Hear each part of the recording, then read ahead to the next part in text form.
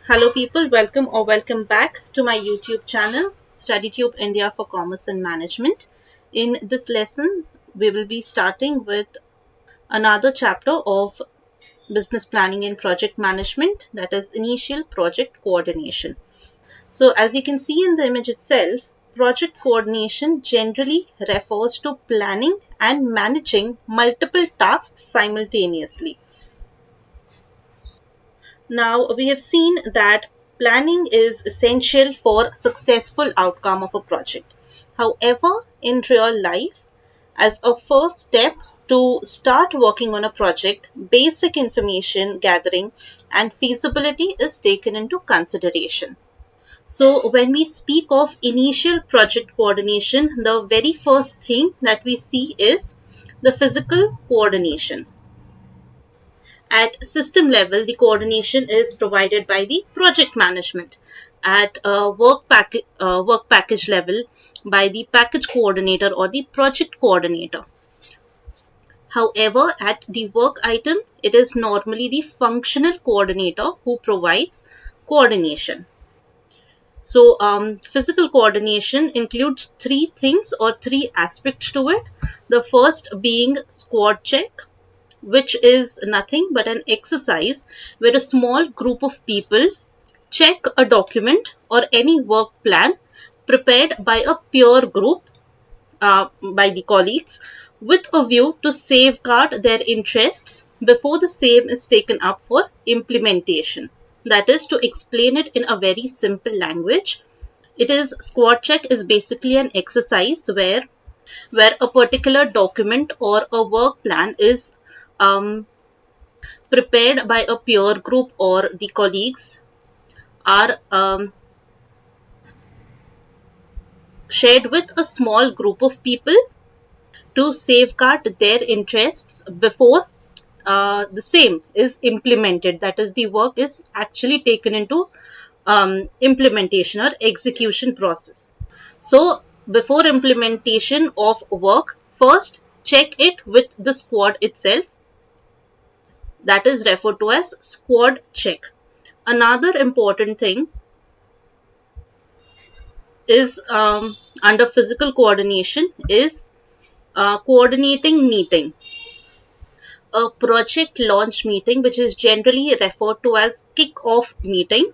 Kindly take note of this term, kick-off meeting, is called by a senior manager or by the project manager when during the initial stages of the project.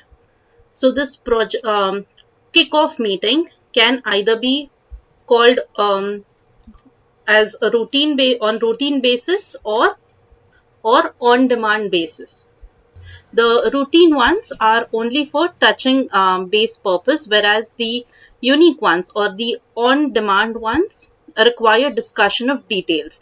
So the general outcome which is expected from the kickoff meeting is the discussion of technical scope, basic areas of performance, responsibilities accepted by the team members or the participants, and tentative overall schedules and budgets. So, all these things are expected to be discussed in the kickoff meeting. Another important aspect of physical coordination is communication, which is the first step for speed in project management. So, in case of initial project coordination, communication is an all pervasive function required in the entire project management process. So, yes, students, these are the three aspects of physical coordination under initial project. So, when we speak of initial project coordination, the next concept that we need to understand is the project scope management. So, the very first thing that we need to define under project scope management is the meaning of project scope. So, the project scope is a detailed outline of all the aspects of a project, including all related activities, resources, timelines, and deliverables as well as the project's boundaries or constraints. So a project scope outlines key stakeholders, processes, assumptions, and boundaries or constraints, as well as what the project is about and what is included and what isn't. And all of this essential information is documented in a scope statement, which we will be studying in the um, next few minutes in detail.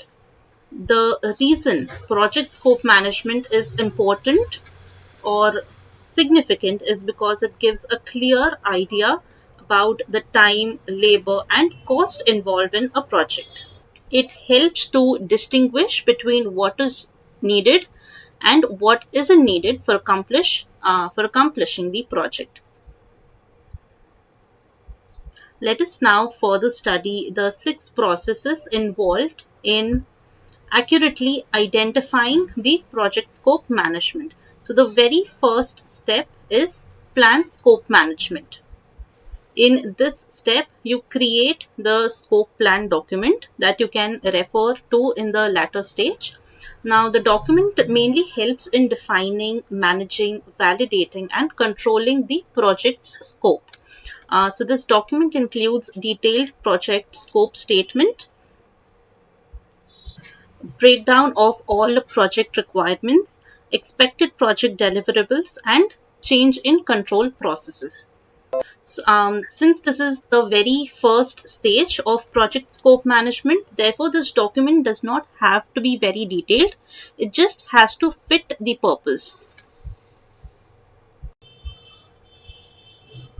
The second step in project scope management is collecting requirement. That is to work out stakeholder requirements and expectations.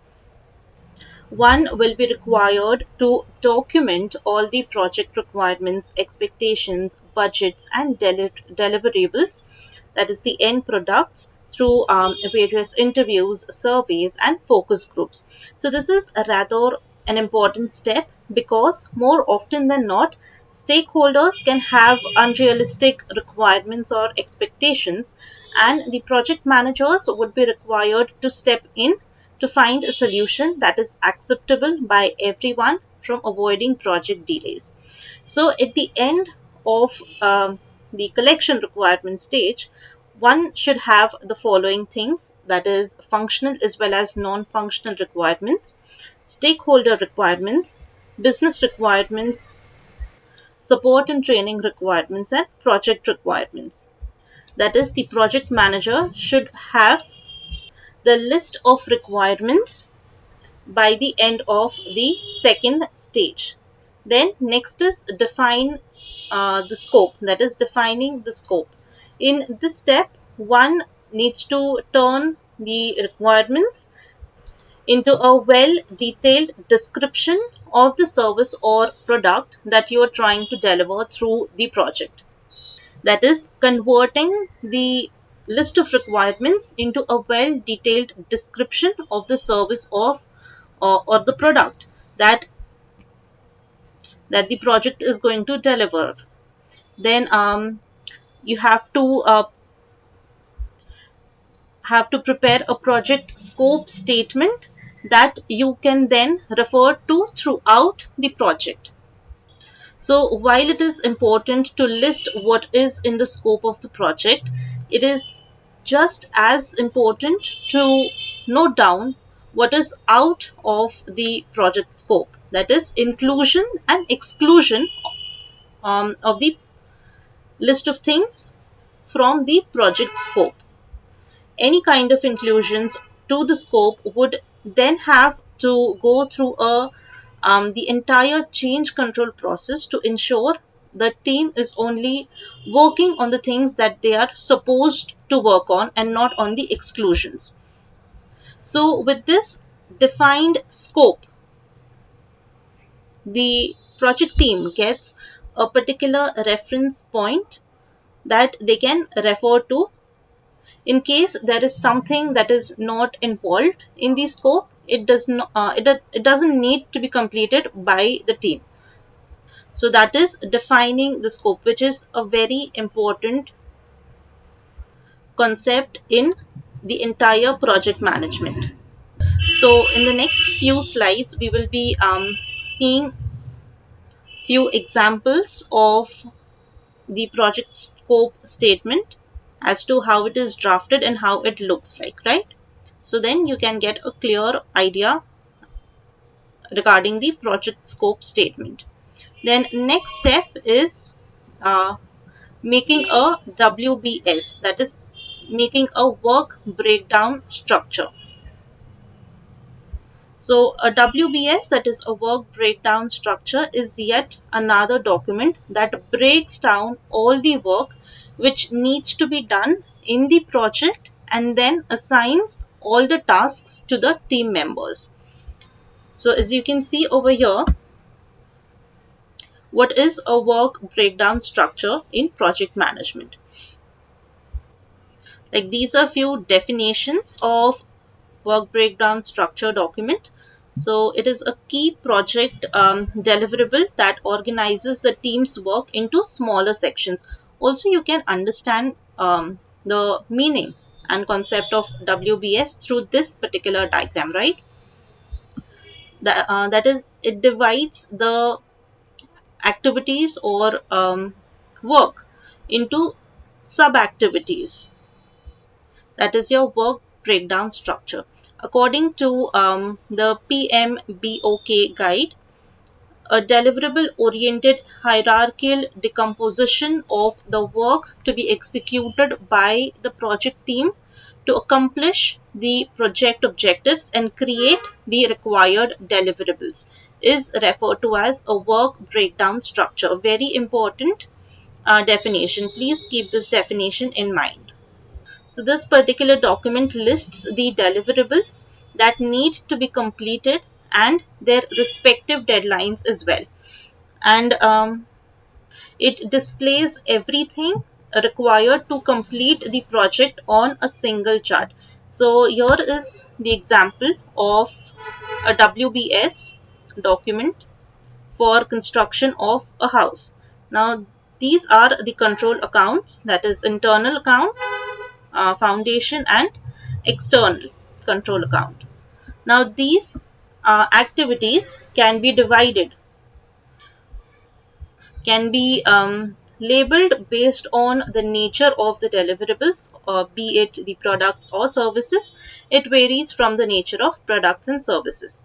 So for construction of house, internal would include electrical work, then it would also include plumbing.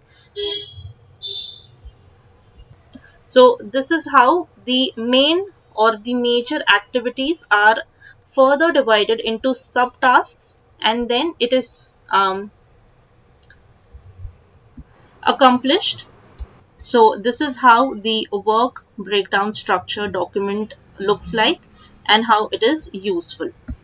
So coming back to the project scope management process, another step or next step would be validating the scope, that is validating the project scope statement. In this step, the scope and the deliverables that the team has recorded need to be sent to project executors and stakeholders to get necessary approvals. So scope validation needs to be done before starting the project to ensure that if something goes wrong, then it is easy to find out where it went wrong. Therefore, validating the scope is very essential under project scope management. And last and final step is controlling scope. Here, the project managers need to ensure that as the project begins, it always stays within the defined scope. That is, the team members do only the things or do get involved into only those activities which are required to be done and not waste the time as well as the resources into the things that are not required to be done, right? So controlling scope is yet another essential step in project scope management, right? So yes, people, these were the um, steps in project scope management. Let us now further see how exactly the project scope statement looks like. So yeah, these are the examples of project scope statement. However, before directly going to the example, let us see what are the contents that one need to include while drafting a project scope statement. So the first and foremost thing that one needs to include in project scope statement is objectives. That is measurable project objectives. Then next we have product scope description. That is, so over here in this under this heading, the project manager needs to describe about the scope of the product in an quite elaborate way. This particular step should describe the entire scope of the product, that is the utility of the product. Then next is product acceptance criteria, which answers the question, how do we know when it is done? That is, it defines the acceptance process. It defines the criteria for accepting a completed product or service or a result of the project. Like, how do you know that this is the exact, rather, this is the final product, final desired product that we are looking for, right? So one needs to specify the product acceptance criteria, that if the produced or manufactured product or maybe the service fulfills certain criteria, then only it will be said to have done or complete. So this is yet another very important point under project scope statement. Then we have project deliverables. Now these project deliverables can be of two types. First is the direct output of the project, such as the product or service or the end result. And secondly, it can be the additional outcomes, such as all the plans, reports, change requests, performance metrics, and other documentation. So even this needs to be compulsorily added in the project scope statement. So now just understand what uh, does each and every heading or content mean, and then when we see the examples of the project scope statement, then you'll get a better picture as to how and why it is important, right? Then we have project exclusions, that is, which is yet another very important subtopic, which sets the stakeholders' expectations about what is not part of the deliverables, right? So this goes along with the product acceptance criteria as well. That is inclusions as well as the exclusions that um, needs to be clearly mentioned into the project scope statement. जितना significantly आप project inclusions mention करते हैं, that is these would be included in our project, utna hi exclusively or utna hi significantly one needs to mention the project exclusions, that is what will not form the part of the project, right? Why? Because it just clearly defines the project scope. The next is project constraints, that is any constraint that may limit project managers' options to get the work done. It can be cost constraints, milestones, or schedule expectations, contractual penalties. It can also be time as well as quality of the deliverable. So these are certain examples of project constraints, and these can also be listed in a separate document and referenced here. because it is highly impossible to mention all the project constraints in a document, in a brief document like a project scope statement, along with the other contents of it. And lastly, we need to mention the project assumptions, that is, any and all assumptions made with respect to the scope and what may happen if assumptions are proven to be false. So all these things need to be mentioned under project scope statement, right? So let us see an example of project scope statement. So here we have the project scope statement of IBR project, whose project sponsor is Dave sponsor. Project manager is Alice, and date of project approval is 8th March 2015, and last revision date is again 8th March 2015. So this one is the latest project scope statement for IBR project, right? So here we have mentioned scope description, that is in scope, and out of scope, that is the inclusions as well as the exclusions of the project scope.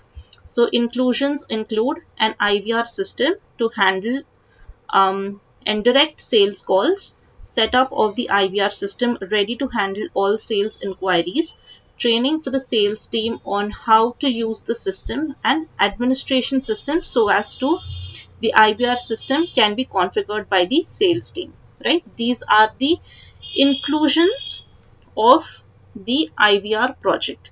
The exclusions will be here, that is to support any other team other than sales, and the ability to route complex sales inquiries such as partnerships, etc. So this will be out of scope, or this will be excluded from the scope of the deliverable, right? Very clear. I hope now it makes sense. Then next is project deliverables, that is the direct output um, of the project. So here, customer facing IVR system, an IVR configuration system, and a training manual for new and existing sales team members. So this is the additional document, that is the additional deliverable along with the direct deliverable, right?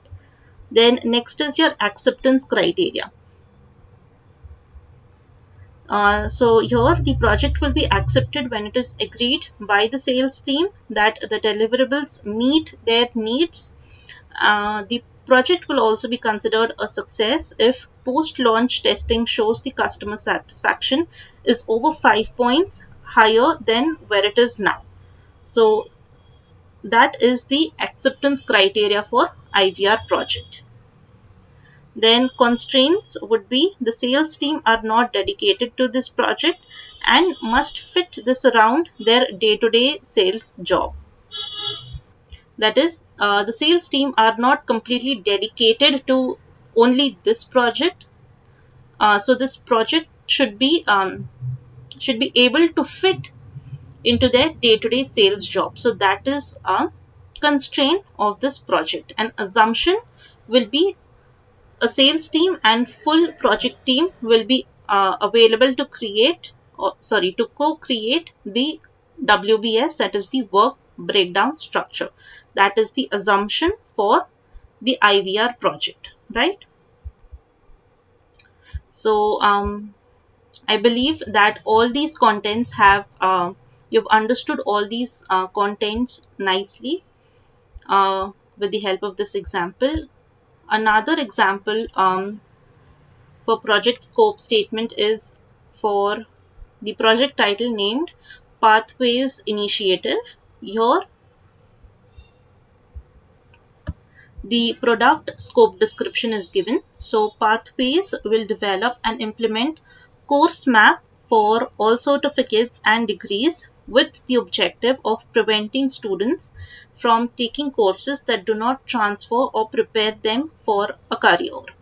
Further, we analyze and design the student support processes and areas that increase students' ability to successfully navigate their way through their educational experience. So this is the product scope description. That is what will be the product used for, what is the utility of the product, that is given under product scope description. Then project deliverables, that is the actual product as well as the add-on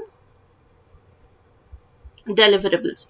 So here the project deliverables are create transfer path maps for all viable degrees and career pathway maps for all viable certificates. Create student intake and support systems that have a well-defined pathways to student completion of educational goals, and develop a student-centered classrooms with a classroom content driven by a student learning outcomes, that is SLOs, and not textbook. So this is the add-on deliverable along with the primary ones. Then we have the project acceptance criteria, that is when will be the project said to have been accepted or successful. So that is successful implementation of degree or certificate maps, successful implementation of student support maps, initial reduction in average credit hours to degree or certificate of 5%, and an initial increase in completion rates of 5%. If all these criteria are successfully met, in that case the project would be said to have been accepted. Then next we have project exclusions, that is what all is not included in the project. And lastly we have project constraints, that is the limiting factors of the project. So here we have time, resources, personnel limitations. So all these things are mentioned here, right? You can pause the video and take a look and read this particular statement properly so that you get a better understanding of what project scope statement is, right? So yes people, I hope you've understood this lesson regarding the project scope management. If you have any doubts or queries regarding this lesson, please let me know in the comment section below, or you can also let me know during the live classes. I will be more than happy to help you with it. Thank you so much for watching. I really appreciate it. I will see you in the next class. Until then, take care and happy learning.